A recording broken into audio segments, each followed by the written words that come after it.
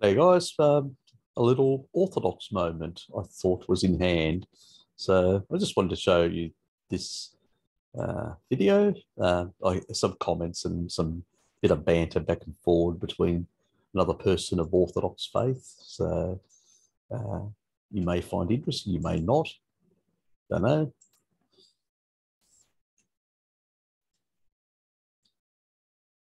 This is David Erhan, and I do subscribe to him.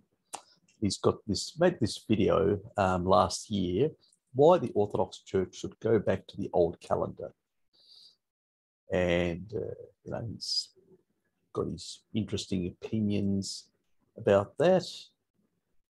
And I sort of did. Oh, uh, I put the dislike because I disagree. I initially put the like and then I changed the dislike, and I really haven't made up my mind in that regard. I don't think he's put up a credible argument, in my personal opinion, but I've given him that the AI will help him along in that regard, so he doesn't lose out. And I just put up here, I disagree. I was just being facetious a bit and colourful, but I'm Greek after all, so I just threw that as a bit of a joke. I do agree there is a problem to eliminate this. We should all go to the new calendar that includes Pascha.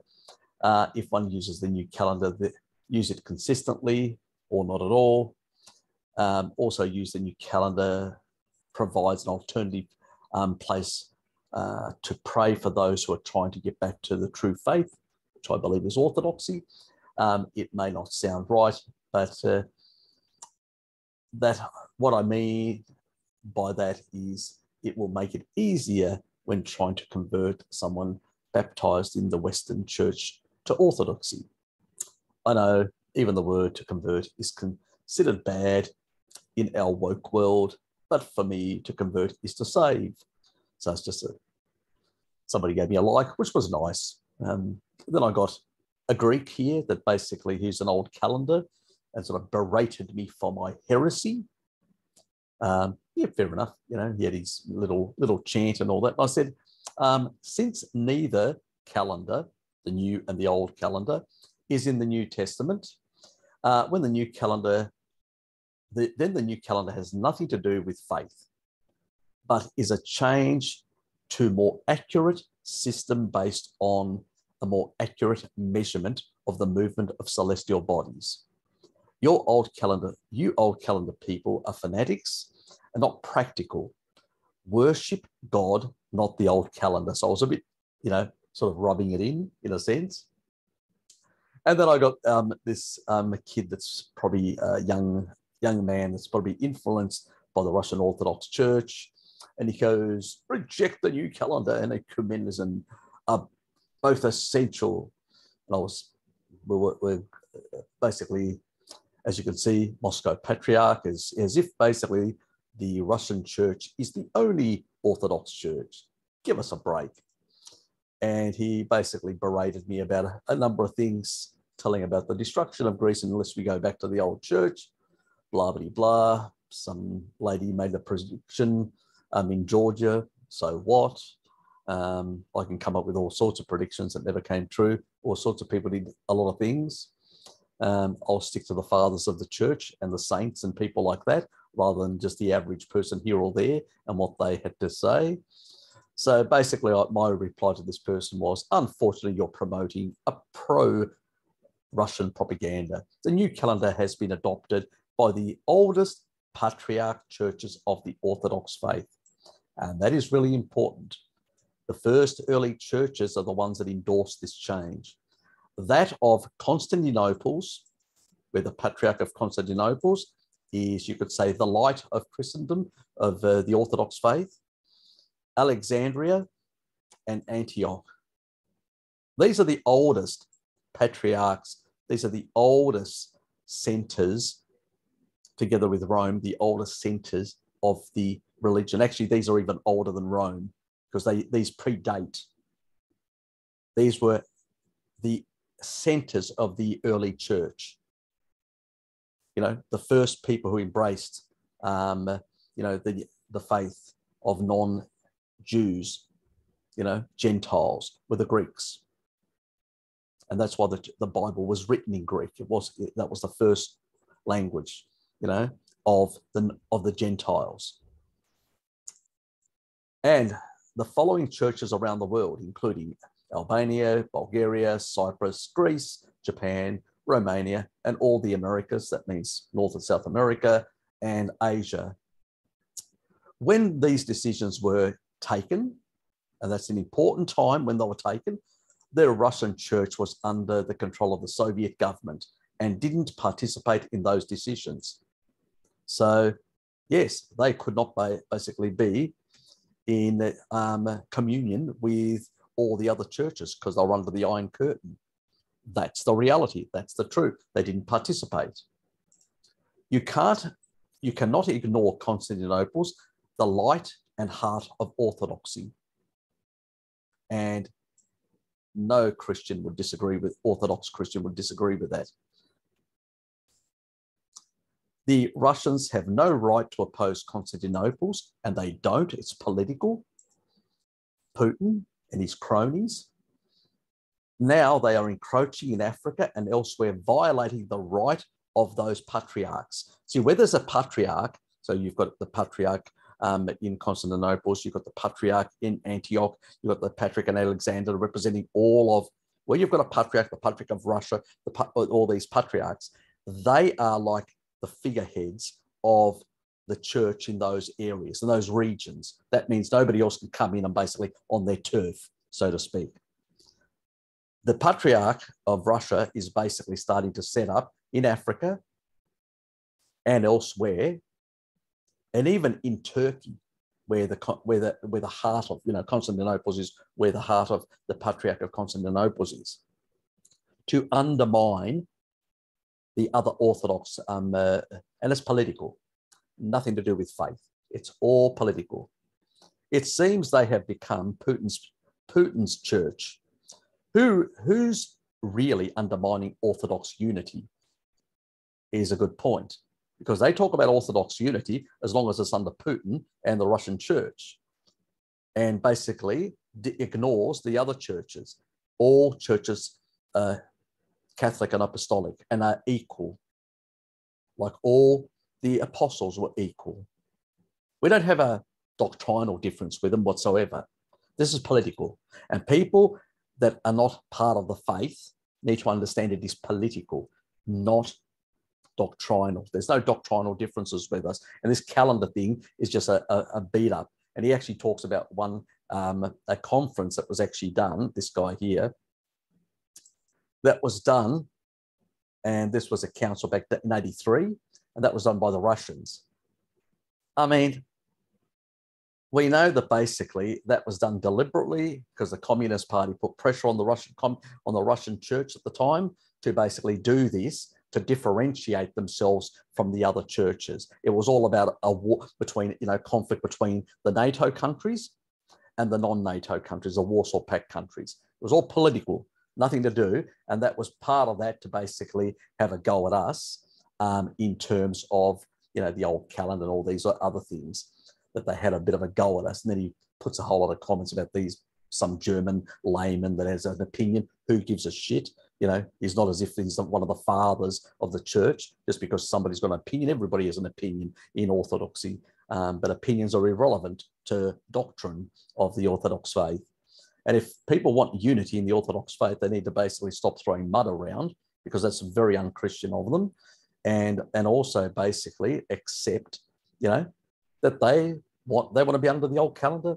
They want to be out of sync with nature and reality. The celestial bodies. We've just adopted a new calendar system. Eventually in 1,000 years, the Earth, its rotations will slow down. The gravitational effects of the moon on us, the effects of going around the sun may actually vary as well. All these things after many thousands of years, and there's going to be new calendars all the time, and you adopt them to adjust accordingly. It's not heresy. Because there's nothing in the New Testament that actually says you must follow the old calendar. calendar is just basically a secular thing that was set up by governments to basically measure things in an appropriate way. And the church just uses them because you need to use some sort of calendar for your, the different, for your Christmas and Easter and all that. I mean, I don't know where these people get the idea that it's so. I mean, if all the other churches, all the other Orthodox churches, and the oldest ones, Constantinople, Alexandria, and Antioch, accept, let's just adopt the new calendar, and all the others around the world, bar the, some of the Eastern European ones, Russians in particular, the ones that were under the Iron Curtain that didn't participate in those changes. Now they're sort of claiming foul and stuff like that. Well, you're under the Iron Curtain controlled by the communist parties of those countries. You were not involved in basically running an independent church. And these people were basically trying to cause division between East and West, political at the time. So you got manipulated politically to basically differentiate yourself so there wouldn't be influence from Greece. And it was all political. They didn't want influence from Greece into the Russian world, or Constantinople's and all that, potentially undermining the communist parties in those countries. This is what it was all about, guys, and people that have gone to an Orthodox, become Orthodox in the US, whether you're adopted a Russian Orthodox style or a Serbian one or a Greek one or whatever, I don't care. It's irrelevant because we're all part of the same faith. We all believe in the same doctrine. We, in that way, there is, in faith, where there is unity. The calendar, please, is not as important as some people get way too upset about. Read far too much into it in that regard. So yeah, it was funny. I mean, this guy here is really interesting. He's a priest from who's connected to the Church of Antioch, and this is a Protestant guy who's asking questions and all that. It's really interesting what he actually says. I'll just put it on so you guys can listen. Separate from one another. So, as an example. Oops. Just get the volume up a bit more. You'll see it for the countries. But that's not because this is somehow a separate expression of Orthodoxy or that we want to be separate from one another. So, as an example, again, we all believe the same faith and we worship in the same way. There may be slight differences here and there. However, when we're good friends with the Serbian priest here in town, with some of the Greek priests, with the Russian priests, and so sometimes we can celebrate together. There are services where we do them all together, and all the people will gather at one church and we'll do it all together. And that's a very normal thing for us to do. There you go. There you go. We celebrate together on many occasions, even though we follow a different calendar. I mean, we've had where our priest has been away, like in our church in Hobart, or basically has been overseas or is sick. And we've had, on occasions, the Russian priest coming over and actually doing mass in our church. Why? We don't have any doctrinal differences. We believe in the same Orthodox faith. There is no difference there.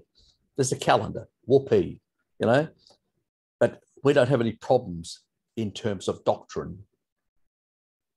So, and some of our priests have gone into Russian churches and actually have done, their priestly duties for those communities when they've actually don't have a priest there, or he's sick or whatever, or overseas. So it happens. There's a lot of between the different churches, whether they're Serbian Orthodox, Greek Orthodox, Russian Orthodox, or whatever. They collaborate all the time. There's no issue there whatsoever. People need to understand that. You pick the church you want to go to as an Orthodox person of Orthodox faith that you feel comfortable with. You've got friends and acquaintances or whatever, fine. But don't get involved in the politics. Faith is not about politics. When you go into a church, you have to empty all that, the earthly stuff, out of your soul and embrace Christ. Bring Christ into your soul. That's the purpose of going and doing Holy Communion. That's why you go to church, for that purpose. To put the outside world away, out of your heart. Take the poison out of this fallen realm, and embrace Christ.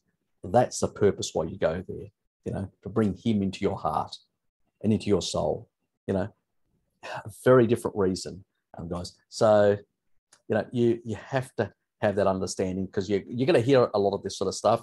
And occasionally I've had some people go after me and I've just removed them. I just, because they just go into an absolute spasm, calling me a heretic and all sorts of things, which is ridiculous. I mean, we have no heretical faith issues. It's just a calendar issue, I mean. Linguistically, true or false? The Western Catholic Church is to Latin as the Orthodox Church is to Greek. Yeah, that's a difficult one, only because there was a tradition with Roman Catholicism for a while that there were sacred languages and you don't worship anything but those things. Mm-hmm. And then, of course, that opened up, and now most Catholic masses done in America are done in English. We would say this. I would say that Greek is probably the very best vehicle for the theology of the church. I think it was providential that Hellenism spread before Christ was born and before Christianity spread. However, do we believe that that's a sacred language and you can't worship in the language of the people? No, you worship in the language of the people as much as possible, and we wouldn't separate one from the other. We have no problem not only translating the hymns and the liturgy and the different services, but all the writings of the fathers and everything. There's no sense that somehow Greek is a sacred language that must be kept. It's more about the minds and the hearts of the people. If I am hanging, and he's right about that, and it is important. Now, for theological interpretation, all that, you have to read the text in Greek to understand the theological. When you're doing theological interpretations, or understanding the literature, the actual text itself, because it was written in Greek. It's nuanced in Greek. That means, I'll link these for people to see them if they want, if they want them, and all that sort of stuff.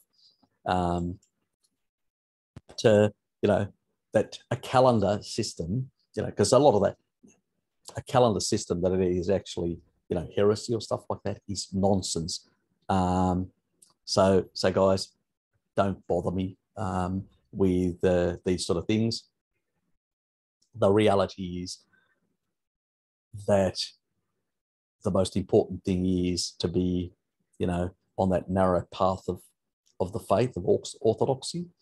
Do not deviate in terms of doctrine, but these sort of calendar things and all this sort of stuff, and some of the politics and all that that gets bantered around. There's another one, for instance. Oh, you guys believe in ecumenism, sort of uniting all the churches.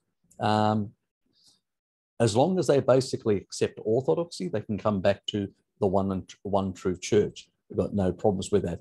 But we're not basically embracing other doctrines in that regard, or other heresies. We're quite clear about that. But just because we talk to other people, there are Russian Orthodox people that talk to atheists. It doesn't mean that they're basically going to embrace atheism. No, that's ridiculous, just because people are talking. But that's another label, where just because the churches within the Constantinople's, Athens, Antioch, Alexandria tend to talk with others, we're considered basically, ecumenical, that we're trying to basically unite with all the others. And that's another thing that we're hit on the head. Well, they have been over politicized with the political system where, the Russian establishment doesn't want them to really talk with others. And that's the reason why, where, what is Caesar's is Caesar's, and what is God's is God's. There's a separation of church and state, and the state doesn't interfere. And so, if the church wants to interact with other groups and do good work, so to speak, it's not heresy to do good deeds with other people, as long as you don't embrace their belief systems, and the church isn't doing that. So that's another red herring. It's just another red herring. You're going to hear this sort of stuff as those who are recently coming into the Orthodox thing. Do not fall for that fanaticism. That's not faith. When you go into a church, leave that behind. That's the earthly stuff. Focus on bringing Christ into your heart and trying to become more Christ-like. Apotheosis, more God-like. That means following in the footsteps of Christ. That's the most important thing for a Greek Orthodox person. It's not all this other nonsense, the worldly nonsense and noise, because that's all it is. It's just worldly noise and all that. So, and we don't have these absolutist views. There's a lot of mystery about that is around God, because we're just simple humans, and we recognize that weakness. And some of the early fathers of the church actually also said that sometimes there are people outside the church that are more Christian, which meant at the time there was only one faith, more Christian than basically people inside. That means good people in their heart, So importance is about make sure that this is clean, and doesn't have hatred in it. And then you'll be truly a follower of Christ, So, and one that truly is an Orthodox Christian. But anyway, I'll leave it at that, guys. I hope it was something a bit different than my usual sort of stuff. It's, I just remind people that's not my focus of the channel, but it was something that I felt compelled to basically express in that regard. Anyway, see yous.